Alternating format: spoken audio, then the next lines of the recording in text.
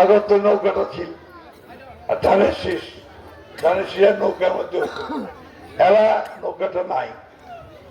নৌকার যিনি কান্ডারি আমাদের সাবেক প্রধানমন্ত্রী হাসিনা, উনি আপনাদেরকে ফেলে ভারত ফেলে দিল্লিতে গিয়ে বসে আছে আর আমাদেরকে বিপদে ফেলে দিয়ে গেছে, তাই না? থাকলে অন্তত একটা গণতান্ত্রিক অবস্থা চলতো, তাই তো? আমরা রাজনীতি করে ব্যবসা করি না, আমরা রাজনীতি করি মানুষের কল্যাণের জন্য। বাপের বাড়ি ঘর জমি বেঁচে আছে, নতুন করে জমি জমা বাড়ি ঘর কিনে রাখে। আজকে আমাদের সুযোগ আসছে যে আপনাদের একটা সঠিক সিদ্ধান্তের ফলে আমরা দেশটার কল্যাণ করতে পারবো।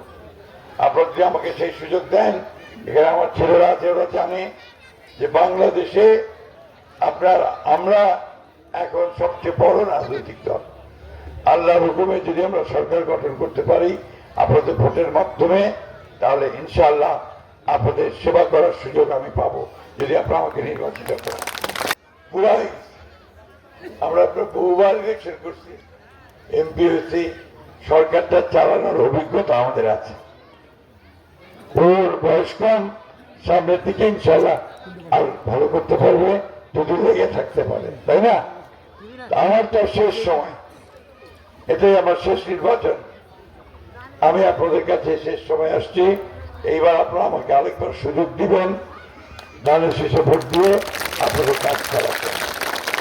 তো বাড়িতে থাকতে না চাইলে উন্নতি হবে না, ঘর ছেড়ে বেরোতে হবে। আজকে ওই পূর্বাঞ্চলের লোকেরা মধ্যপ্রাচ্যে কাজ করে, সৌদি আরবে কাজ করে, কাতারে কাজ করে, ইটালিতে কাজ করে, হাজার হাজার ডলার কামাই করে।